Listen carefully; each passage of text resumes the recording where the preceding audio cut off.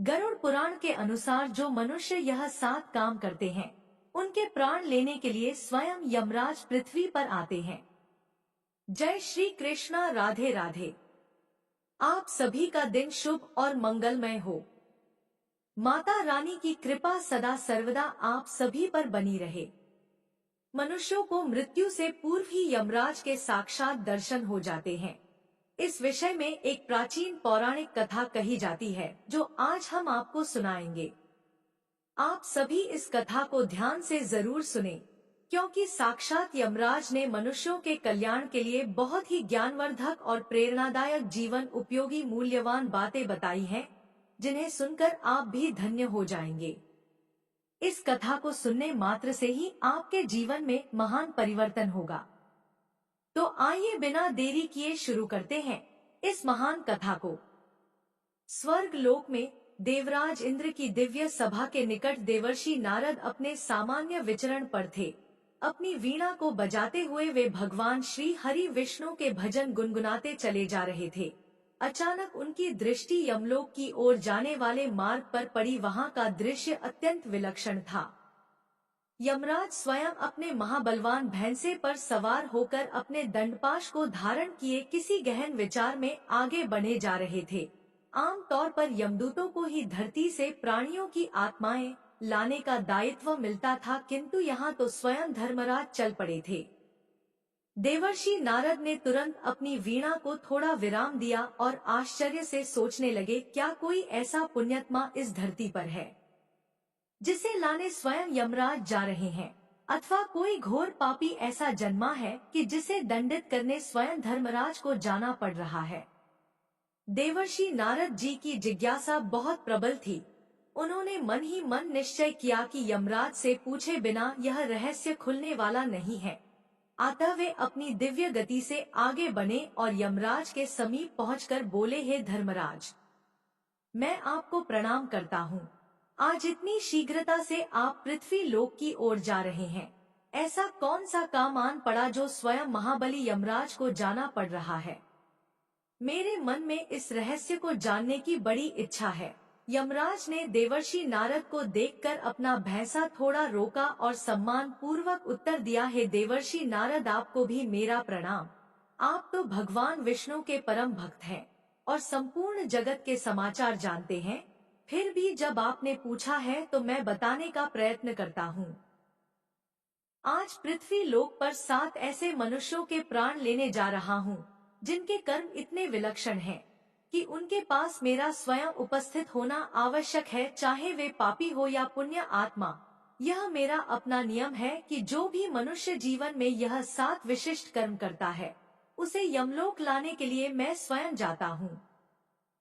देवर्षि नारद जी का विस्मय और भी बढ़ गया। वे बोले, हे धर्मराज, मनुष्यों के प्राण लेने के लिए तो आपके यमदूत जाते ही हैं, फिर ऐसी कौन सी विशेषता है कि आपको स्वयं जाना पड़ रहा है?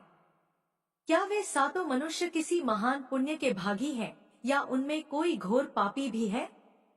यमराज ने कहा, हे देवर्षि, मैंने कहा ना, चाहे वह पापी हो या पुण्यात्मा, यदि उसने अपने जीवन में यह 7 कार्य किए हैं तो मुझे स्वयं उसके प्राण लेने जाना होता है। आप यदि इच्छुक हो तो मेरे साथ चलिए, मैं उन सबके दर्शन भी करा दूंगा और उनके कर्मों का ब्यौरा भी बताऊंगा।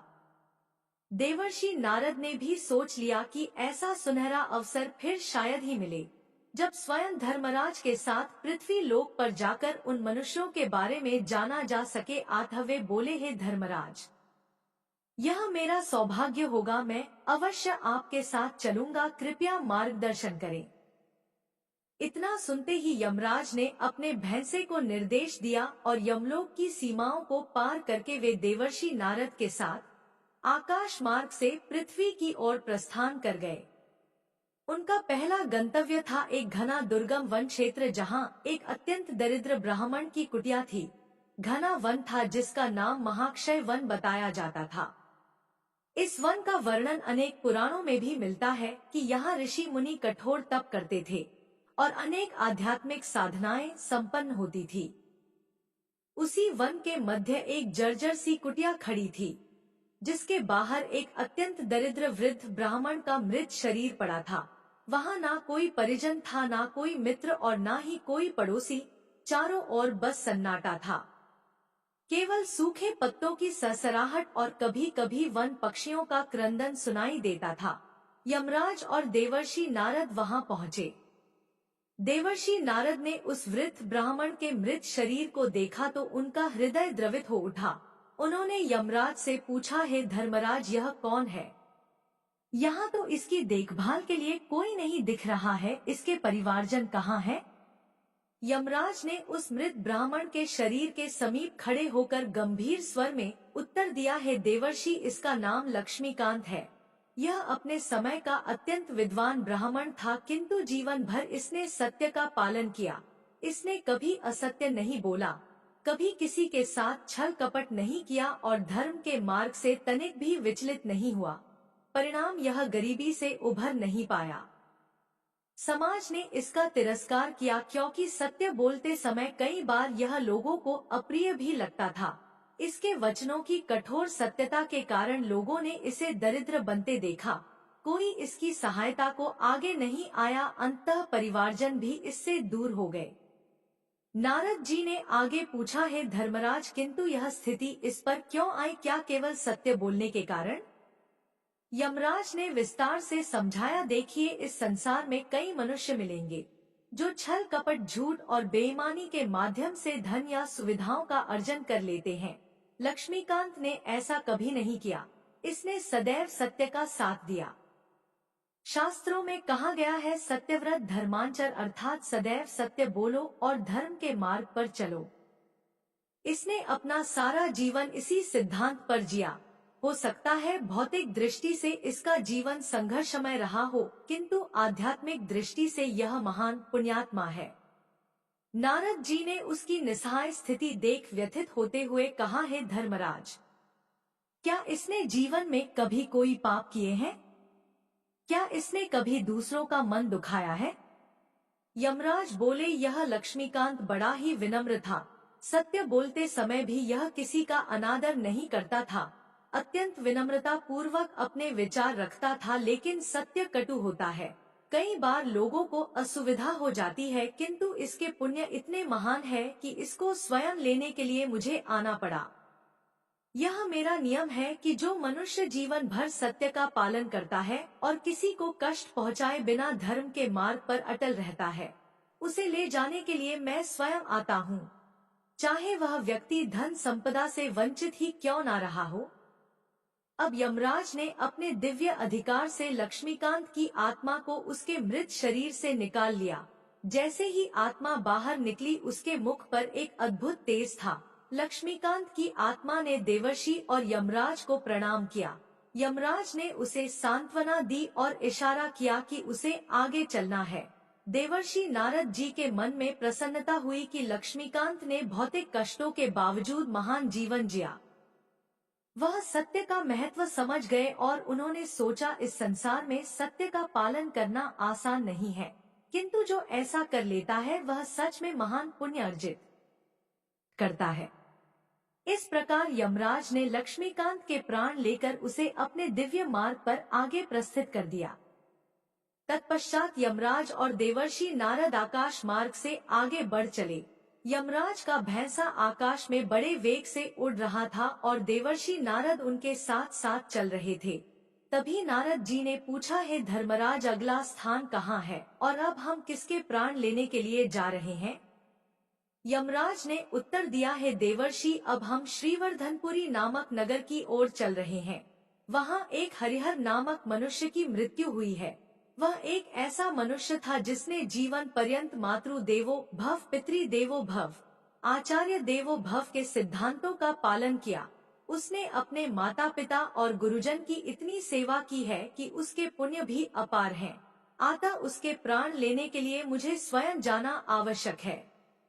नारद जी ने कहा, है यमराज, यह सच में सौभाग्य की बात है कि आज मुझे आपके साथ ऐसे पुण्य आत्माओं का दर्शन करने का अवसर मिल रहा है। आइए देखें उस हरिहर को। कुछ ही क्षणों में वे श्रीवर्धनपुरी नामक प्राचीन नगर के उपनगर में पहुँचे। वहाँ एक छोटी सी कुटिया थी, किंतु उसके बाहर कुछ लोग दुखी मुद्रा में खड़े थे।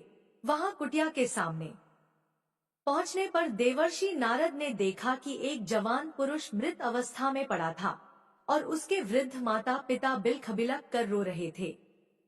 देवर्षि नारद ने कहा, है धर्मराज, यह युवक तो काफी युवा दिखाई देता है। इसके माता पिता बहुत वृद्ध हैं। ऐसा कौन सा कर्म था जिसके कारण इस युवक ने इतनी जल्दी अपना शरीर त्याग दिया? यमराज ने समझाया, है देवर्षि, इस युवक ने जीवन भर अपने माता पिता की सेवा की। जवानी में भी जब इसे स्वयं गृहस्थी बसाने का समय था, इसने अपने लाभ हानि से अधिक अपने माता पिता की सुख सुविधा का ध्यान रखा। उसके माता पिता अस्वस्थ रहते थे, फिर भी वह अपनी सामर्थ्य भर उनका उपचार कराता और उनकी देखभाल करता, उनके मन की इच्छा समझने का प्रयास करता। मनुस्मृति में कहा गया है, माता पिता देवताओं के समान है। जो मनुष्य अपने माता पिता की सेवा करता है, उनका अनादर नहीं करता, उनके प्रति श्रद्धा रखता है, वह महापुण्य को प्राप्त करता है। नारद जी ने कहा, है यमराज, यह सत्य है। भगवान विष्णु ने भी अनेक अवसरों पर माता पिता की सेवा को ही सबसे बड़ा धर्म कहा है। इस युवक ने पिता की आज्ञा का अनुपालन किया, माता के प्रति समर्पण भाव रखा, तो निश्चय ही इसके पुण्य फल अद्वितीय होंगे।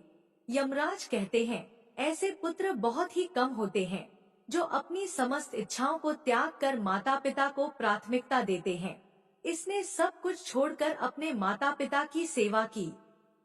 इसके प्राण अब निकल गए हैं, किंतु इसका पुण्य इतना है कि मैं स्वयं इसकी आत्मा को आदर पूर्वक यमलोक तक ले जाना चाहता हूँ।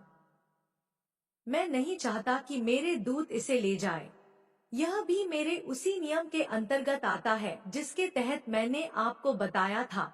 तभी यमराज ने अपना दंड हल्का सा उठाया और वह युवा मनुष्य हरिहर की आत्मा उसके शरीर से बाहर आ गई। आत्मा ने भी यमराज को नमन किया और देवर्षि नारद को देखकर हाथ जोड़ लिए। माता पिता को छोड़कर जाने का दुख उसकी आंखों में स्पष्ट दिख रहा था।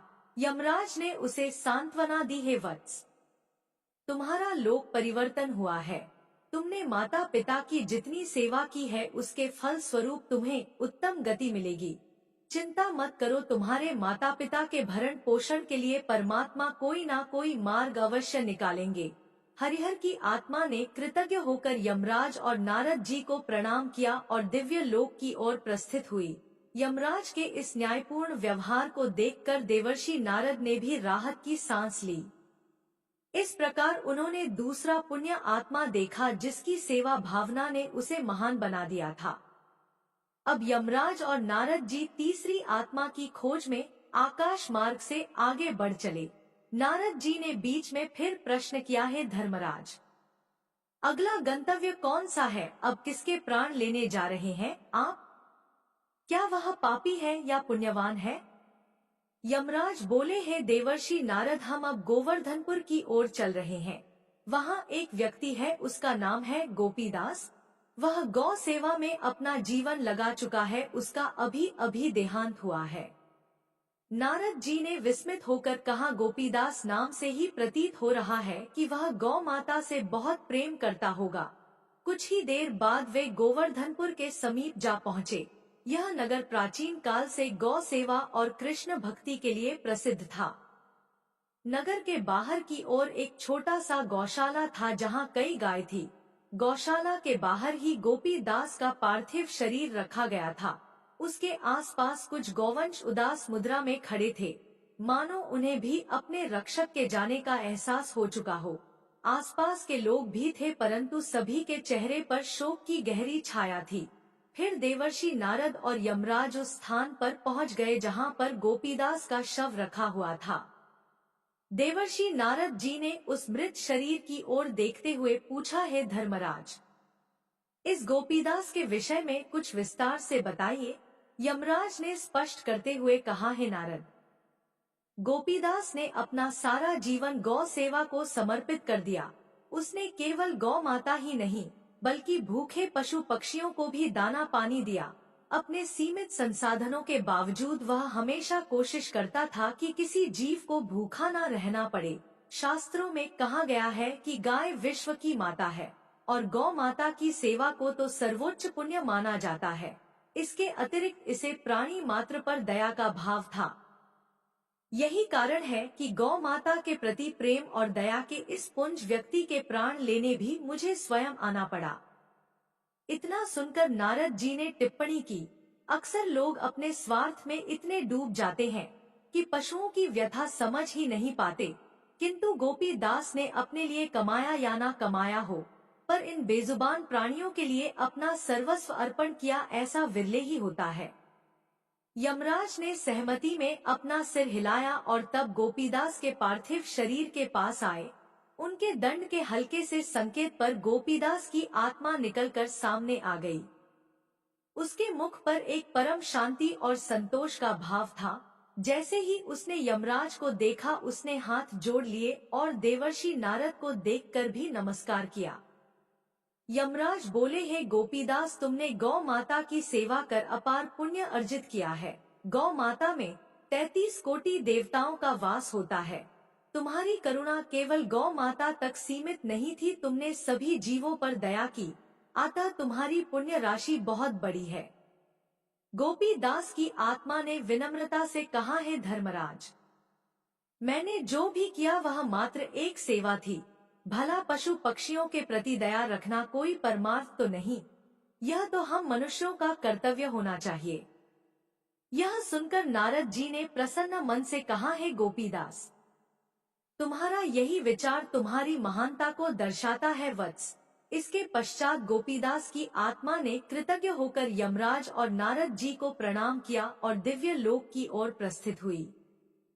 इसके बाद यमराज और देवर्षि नारद ने फिर अपनी यात्रा आगे बढ़ाई।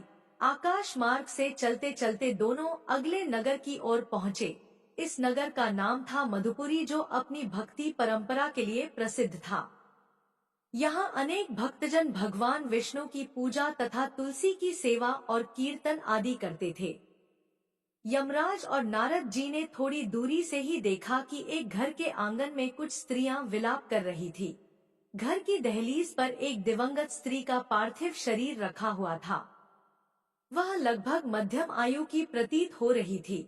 उसके समीप ही तुलसी का एक हरा भरा पौधा लगा हुआ था, जिसके नीचे दीपक अभी भी जल रहा था। देवर्षि नारद ने पूछा, हे धर्मराज, क्या यही वह स्त्री है जिसके प्राण ले जाने के लिए आप स्वयं जा रहे हैं? यमराज ने पुष्टि की, हाँ देवर्षि नारद, इस स्त्री का नाम पद्मश्री था। यह प्रतिदिन प्रातः स्नान के बाद तुलसी को जल चढ़ाती, उसके समक्ष दीपक प्रज्वलित करती और भगवान विष्णु के नाम का जाप करती थी। तुलसी को वैष्णव परंपरा में अत्यंत पवित्र माना गया है। यह देवी स्वयं धरती पर अवतरित हुई है, जिनके पूजन से मनुष्य को अपार पुण्य की प्राप्ति होती है। तुलसी दल भगवान विष्णु को अत्यंत प्रिय है, अतः पद्मश्री ने अपनी भक्ति और समर्पण के कारण विशिष्ट स्थान पाया है। फिर घर के आंगन में प्रवेश करते ही यमराज और नारद जी ने देखा कि कुछ पड़ोसी स्त्रियां पद्मश्री की देह के पास बैठी थी तथा उसके पति और पुत्रियां भी विलाप कर रहे थे। घर के आंगन में वह तुलसी चौड़ा था जहां पद्मश्री रोज जल चढ़ाया करती थी। वहां एक कलश रखा था जिसमें गंगाजल था और एक छोटा दीपक अभी तक टिमटिमा रहा था। नारद जी ने कौतूहल पूर्वक पूछा, हे धर्मराज, तुलसी की पूजा में ऐसा क्या महत्व है जो आपने स्वयं आने का नियम बना रखा है? यमराज ने विस्तार से समझाया। तुलसी स्वयं लक्ष्मी स्वरूपा है। तुलसी शब्द का अर्थ ही अनूठा अद्वितीय होता है। पद्म पुराण और अन्य कई ग्रंथों में वर्णन आता है कि तुलसी व्रत, तुलसी पूजन करने वाले मनुष्य के बड़े से बड़े पाप नष्ट हो जाते हैं। भगवान विष्णु के समक्ष यदि तुलसी दल चढ़ाया जाए तो वह अत्यंत प्रसन्न होते हैं। पद्मश्री ने अपने जीवन में यह नियम कभी नहीं तोड़ा। बरसात हो या सर्दी, उसने प्रतिदिन तुलसी को जल दिया, दीप जलाया और भक्ति भाव से स्तुति की। यह भक्ति और सेवा का अद्भुत मेल है। इतना कहकर यमराज ने पद्मश्री के शव के निकट जाकर अपना दंड उठाया, संकेत दिया और उसकी आत्मा शरीर से निकलकर सामने आ गई। वह आत्मा अत्यंत शांत और दिव्य प्रतीत हो रही थी। उसने झुककर यमराज और नारद जी को प्रणाम किया। यमराज ने स्नेहल स्वर में कहा, हे पद्मश्री, तुमने घर गृहस्थी के दायित्व निभाते हुए भी जिस समर्पण भाव से तुलसी पूजन किया है वह अनुकरणीय है। धर्म के मार्ग पर चलते हुए गृहस्थ धर्म का पालन करते हुए भी परमात्मा की भक्ति संभव है। तुमने यही संदेश दिया है। पद्मश्री की आत्मा ने उत्तर दिया, हे धर्मराज, यह सब तो भगवान की कृपा है। मैंने केवल अपने मन और विश्वास का पालन किया। मुझे नहीं पता था कि इसके ऐसे दिव्य फल भी मिलेंगे। इसके उपरांत पद्मश्री की आत्मा भी यमलोक जाने हेतु तैयार हो गई। पीछे उसका परिवार विलाप करता रहा था, परंतु यमराज ने बिना विलंब किए आगे प्रस्थान करने का निश्चय किया। देवर्षि नारद भी साथ थे। वे सोच रहे थे, इस संसार में भक्ति और श्रद्धा के कितने ही रूप हैं, किंतु सत्य सेवा, गौ सेवा और अब तुलसी पूजन हर एक कार्य व्यक्ति को दिव्य बना देता है। यमराज का भैंसा अब उन्हें मध्य देश के एक प्राचीन नगर इंदुपुर की ओर ले जा रहा था। यह नगर चंद्रवंश के किसी प्राचीन राजा के नाम पर बसा बताया जाता था। वहां एक वृद्ध स्त्री का देहांत हुआ था जिसका नाम सुनंदा देवी था। वह एक दिनहीन अवस्था में रहती थी, किंतु उसकी भक्ति और उपासना बहुत ऊंचे स्तर की थी। यमराज ने संकेत दिया कि अब अगला गंतव्य वही है। नारद जी ने मार्ग में ही पूछ लिया, हे धर्मराज, यह सुनंदा देवी कौन है? इसने ऐसा कौन सा पुण्य किया है जो आप स्वयं इसे भी लेने जा रहे हैं? यमराज ने कहा, हे देवर्षि नारद, इस स्त्री ने अपने जीवन में एकादशी का व्रत पूरी निष्ठा से किया है। देवर्षि ने कहा, हे धर्मराज, आपने बताया कि इस स्त्री ने जीवन भर एकादशी का व्रत किया।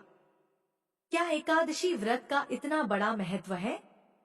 यमराज ने कहना आरंभ किया, हे देवर्षि, एकादशी का व्रत भगवान विष्णु को अत्यंत प्रिय है। एकादशी स्वयं हरि का दिन माना जाता है। श्री विष्णु पुराण, पद्म पुराण आदि में एकादशी व्रत की महिमा का विस्तार से वर्णन है। मनुष्य यदि श्रद्धा एवं नियम पूर्वक एकादशी का व्रत करे तो उसके अनेक जन्मों के पाप कट जाते हैं और उसे भगवान विष्णु की कृपा प्राप्त होती है। सुनंदा देवी ने युवावस्था से लेकर अपने अंतिम समय तक एकादशी व्रत कभी नहीं छोड़ा। चाहे मौसम कैसा भी हो, चाहे धन की व्यवस्था हो या न हो। बात करते करते वे इंदुपुर पहुंच गए। शहर के एक कोने में एक पुराना मकान था जहां सुनंदा देवी का पार्थिव शरीर रखा हुआ था। वहां कुछ पड़ोसी स्त्रियां और 2-4 परिचित लोग एकत्र थे। सुनंदा देवी के अपने रिश्तेदार शायद इधर उधर बिखरे हुए थे। अधिकतर बाहर के नगरों में थे। अतः अंतिम समय में कोई साथ नहीं था। फिर नारद जी और यमराज उस स्थान पर उपस्थित हुए जहां पर सुनंदा देवी का शव रखा हुआ था। नारद जी ने उस दिवंगत वृद्धा को देखकर अपनी वीणा को धीमे से बजाते हुए प्रश्न किया, हे धर्मराज, क्या इस वृद्धा का सारा जीवन इसी इंदुपुर नगर में बीता? यमराज ने बताया, हाँ, सुनंदा देवी यहीं पली बढ़ी। इनके पति का देहांत बहुत पहले हो चुका था। उसके बाद इन्होंने अपना अधिकांश समय भक्ति और व्रत उपवास में लगाया। विशेषकर एकादशी के दिन वे सूर्योदय से पहले ही उठती, स्नान करती, मंदिर जाकर भगवान विष्णु के समक्ष दीप प्रज्वलित करती और दिन भर व्रत रखती। रात्रि को एकादशी की कथा या भजन सुनती। प्रायः निर्जल या फलाहार व्रत करती थी। जो मनुष्य नियम पूर्वक एकादशी करता है उसे भवसागर पार करने में सुगमता मिलती है। वह अपने पापों से मुक्त होता है और अपने चित्त को शुद्ध करता है। फिर यमराज ने दंड उठाकर इशारा किया और उनकी आत्मा शरीर से निकलकर सामने आ गई। उन्होंने दोनों हाथ जोड़कर यमराज और देवर्षि नारद को प्रणाम किया। आत्मा के मुख पर भक्ति का अद्भुत तेज था। यमराज बोले, हे सुनंदा देवी, तुमने जीवन भर एकादशी का व्रत कर जो भक्ति की है वह अद्वितीय है। तुम्हें अपने पुण्यों का श्रेष्ठ फल प्राप्त होगा। मैं तुम्हें स्वयं विदा देने आया हूँ। इस प्रकार सुनंदा देवी की आत्मा भी दिव्य गति को प्राप्त हुई। यमराज ने देखा कि नारद जी के मन में इस एकादशी व्रत के प्रति गहरी श्रद्धा पैदा हो रही है। नारद जी मन में सोच रहे थे, भगवान की भक्ति किसी को भी कितना दिव्य बना सकती है। इसके पश्चात यमराज और नारद जी ने सुनंदा देवी के घर से प्रस्थान किया और आकाश मार्ग पकड़ा। मार्ग में नारद जी ने पूछा, हे धर्मराज, अब हम किस पुण्य आत्मा को मिलने जा रहे हैं? यमराज ने कहा, अब हमें प्रभासपुरी जाना है। वहाँ एक धनवान वैश्य पुरुष का अभी स्वर्गवास हुआ है। वह बहुत उदार हृदय था। अतिथियों की सेवा, अन्नदान, जलदान इत्यादि करता था। उसका नाम है उद्धव सेन। देवर्षि नारद ने जिज्ञासा व्यक्त की, आपने कहा था कि चाहे पापी हो या पुण्यात्मा, जिनके कर्म विशिष्ट हो, उन्हें लेने आप स्वयं आते हैं। अभी तक हमने उन सबको पुण्यात्मा रूप में ही देखा है, कहीं कोई पापी नहीं मिला।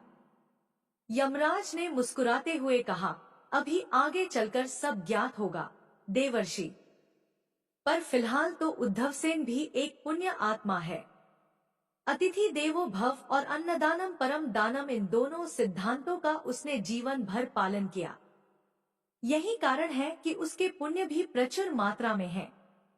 दोनों थोड़ी देर में प्रभासपुरी पहुंच गए। वहां उद्धवसेन का विशाल भवन था, जिसके बाहर एकत्रित लोग शोकमग्न खड़े थे। भवन के बाहर उद्धवसेन का पार्थिव शरीर एक दिव्य शया पर रखा गया था। परिवार के लोग रो रहे थे। नारद जी और यमराज वहां पहुंचे।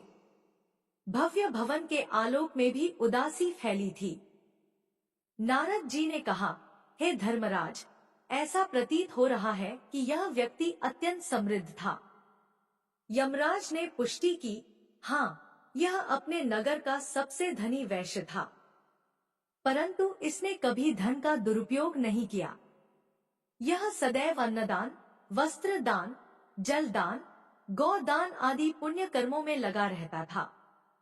इसका घर सतत अतिथियों से भरा रहता था। कोई राहगीर भूखा न रह जाए, यह इसका प्रयास रहता।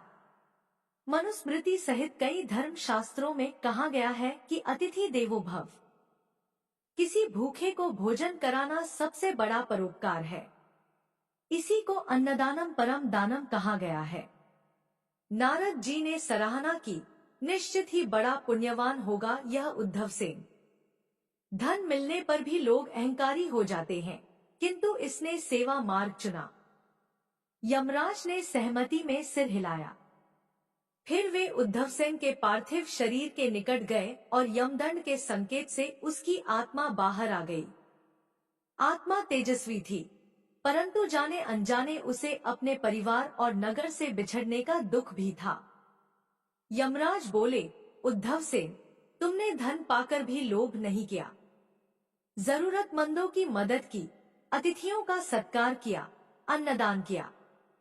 अतः मैं स्वयं तुम्हें विदा देने आया हूँ। तुम्हारे पुण्यों की महिमा अपरंपार है। इतना कहकर यमराज ने उद्धवसेन को आशीर्वाद दिया और उसकी आत्मा दिव्य लोक के लिए प्रस्थान करने लगी। फिर यमराज और देवर्षि नारद भी उस स्थान से प्रस्थान हुए और आकाश मार्ग की ओर जाने लगे। अब तक देवर्षि नारद और यमराज 6 व्यक्तियों के प्राण ले चुके थे, जिनमें हर एक में कोई न कोई विशिष्ट पुण्यकर्मी दिखाई दिया। लक्ष्मीकांत, हरिहर, गोपीदास, पद्मश्री, सुनंदा देवी, उद्धवसेन। यमराज ने स्वयं कहा, हे देवर्षि नारद, आपने पूछा था कि इन 7 में पापी भी हो सकता है, किंतु अब तक तो सब पुण्य आत्मा ही मिली। चलिए अब हम उस 7वीं आत्मा के पास चलते हैं। वह एक पतिव्रता स्त्री है, नाम है सुभद्रा। वह विदेह नगरी में रहती है, जो प्राचीन मिथिला का एक प्रसिद्ध भाग है। उसका अभी अभी निधन हुआ है। नारद जी ने विस्मय से पूछा, हे धर्मराज, पतिव्रता स्त्री का भी ऐसा महत्व है कि उसके प्राण लेने आप स्वयं आते हैं? यमराज ने स्मित मुस्कान के साथ उत्तर दिया, हे देवर्षि, शास्त्रों में पतिव्रता धर्म को अत्यंत उच्च स्थान दिया गया है। सतयुग से लेकर द्वापर युग तक अनगिनत उदाहरण हैं। सावित्री, सत्यवान, सीताराम, दमयंती, नल आदि पतिव्रता स्त्रियां अपने पति को परमेश्वर समान मानकर उसकी सेवा करती हैं। उसके प्रति एक निष्ठावान रहती हैं। जीवन के सुख दुख में साथ देती हैं। यही पति के प्रति निष्ठा उसे दिव्य शक्ति देती है। आप कुछ ही क्षण में देखेंगे कि इस सुभद्रा में कितना तेज होगा। दोनों जल्दी ही विदेह नगरी पहुँचे। वहां एक सामान्य सा मकान था जिसके सामने सुभद्रा का मृत शरीर एक शया पर रखा हुआ था। पास में उसका पति बैठा हुआ विलाप कर रहा था। परिवार के अन्य लोग भी अपनी अपनी भावनाओं में रो रहे थे। पति की आंखें सूज चुकी थी। उसे समझ नहीं आ रहा था कि वह अपनी धर्मपत्नी के बिना कैसे रहेगा। नारद जी को यह दृश्य बहुत मार्मिक लगा। उन्होंने धीरे से कहा, हे धर्मराज, यह स्त्री तो गृहिणी रही होगी। क्या इसने अपने जीवन में पाप भी किए हैं या केवल पुण्य ही कमाए हैं? यमराज ने उत्तर दिया, हे नारद जी, इस स्त्री ने अपने जीवन में अनेक पाप किए। इसने कभी तुलसी को जल नहीं चढ़ाया। यह ईश्वर को भोग लगाने के स्थान पर अपने पति को ही भोजन कराती थी। ईश्वर की पूजा से पहले पति की पूजा करती थी। किंतु हे देवर्षि नारद, पतिव्रता धर्म अपने आप में महान व्रत है। यदि कोई स्त्री हृदय से अपने पति की सेवा करे, उसे परमात्मा का अंश माने, अपनी इंद्रियों को वश में रखते हुए उसका सुख दुख बांटे, तो वह अलौकिक पुण्य की अधिकारी होती है। सुभद्रा ने अपने पति की आज्ञा का पालन किया, सदा उसका सम्मान किया, कभी कोई शिकायत नहीं की। चाहे गृहस्थी में कितना भी कष्ट क्यों न आया हो, उसकी निष्ठा अटूट रही। इसीलिए उसने जितने भी पाप किए, वे सभी इसके पतिव्रता धर्म के आगे नष्ट हो गए। इतना कहकर यमराज ने सुभद्रा के शरीर के निकट आकर अपना दंड उठाया। उस क्षण से सुभद्रा की आत्मा बाहर निकली और उसके मुख पर अद्भुत तेज एवं शांति का मिश्रण था। उसने हाथ जोड़कर यमराज और नारद जी को प्रणाम किया। उसके पास खड़ा पति उसकी देह के समीप ही रोता रहा, जिसे इन दिव्य प्रतिज्ञाओं का बोध नहीं था। यमराज बोले, हे सुभद्रा, तुम्हारी पतिव्रता निष्ठा अतुलनीय है। शास्त्रों में कहा गया है कि पतिव्रता स्त्री लोक परलोक दोनों को सुशोभित करती है। तुम्हें भी तुम्हारे पुण्य के अनुरूप परम गति मिलेगी। इस प्रकार सुभद्रा की आत्मा भी दिव्य मार्ग की ओर प्रस्थान कर गई। उसके पति को नश्वर संसार में उसके बिना जीवन जीना था, परंतु पतिव्रता धर्म की इस महानता को स्वयं यमराज ने मान्य किया। अब सातों व्यक्तियों लक्ष्मीकांत, हरिहर, गोपीदास, पद्मश्री, उद्धव सेन, सुनंदा देवी और सुभद्रा के प्राण लेकर यमराज ने अपना दायित्व पूर्ण किया। सातों आत्माएं अपनी अपनी पुण्य या नियत गति की ओर चली गईं। यमराज ने देवर्षि नारद की ओर देखा और कहा, हे देवर्षि नारद, आपके मन में जो जिज्ञासा थी वह पूर्ण हुई या नहीं? नारद जी ने उत्तर दिया, हे धर्मराज, मैंने आज बड़े गुण रहस्य देखे। आप प्रायः यमदूतों को भेजते हैं, किंतु आज आपने स्वयं इन 7 मनुष्यों के प्राण लिए। अब मैं समझ पाया हूँ कि ये 7 कर्म कितने महान हैं। सत्य का पालन, माता पिता, गुरु की सेवा, गौ सेवा और प्राणी मात्र पर दया, तुलसी की पूजा, भक्ति, एकादशी व्रत का पालन, अतिथि सेवा एवं अन्नदान और पतिव्रता धर्म। यह सच में बहुत ही विलक्षण नियम है जो आपने बनाया है। यमराज ने कहा, हाँ देवर्षि, ये सातों कर्म मनुष्य को पवित्रता, सेवा और धर्म की भावना से जोड़ते हैं। अब प्रश्न उठता है कि क्या केवल यही 7 कर्म हैं जो मनुष्य को महान बनाते हैं? उत्तर यह है कि धर्म के और भी कई रूप हैं। किंतु ये 7 ऐसे प्रमुख कर्म हैं जिनका करने वाला मनुष्य निसंदेह दिव्य पुण्य का अधिकारी बनता है। मेरी व्यवस्था में चाहे कोई कितना भी बड़ा पापी क्यों न हो, यदि उसने सच्चे हृदय से इनमें से किसी एक कर्म को भी सिद्धता से कर लिया, तो उसे मेरे द्वारा विशेष सम्मान मिलता है। और यदि किसी ने जीवन भर इन 7 की साधना की हो, तो मैं स्वयं उसे लेने आता हूँ। नारद जी ने हाथ जोड़कर कहा, हे धर्मराज, आपकी न्यायप्रियता एवं नियमावली अद्वितीय है। आज आपने मेरा हृदय प्रसन्न कर दिया। मैं इस ज्ञान को अवश्य ही लोक कल्याण के लिए बांटना चाहूंगा, जिससे अधिकाधिक लोग सत्य, सेवा, दया, भक्ति एवं धर्म के मार्ग पर अग्रसर हो। यमराज ने आशीर्वचन दिया, जरूर देवर्षि। आप स्वयं नारद हैं, जो संपूर्ण त्रिलोक में विचरण करते हैं और हरि भक्ति का प्रचार करते हैं। जो भी मनुष्य इन 7 कर्मों को समझकर अपना जीवन धन्य करेगा, वह निश्चित रूप से उत्तम गति प्राप्त करेगा। इतना कहकर यमराज ने नारद जी को प्रणाम किया और अपना भैंसा मोड़कर यमलोक की ओर प्रस्थान कर गए।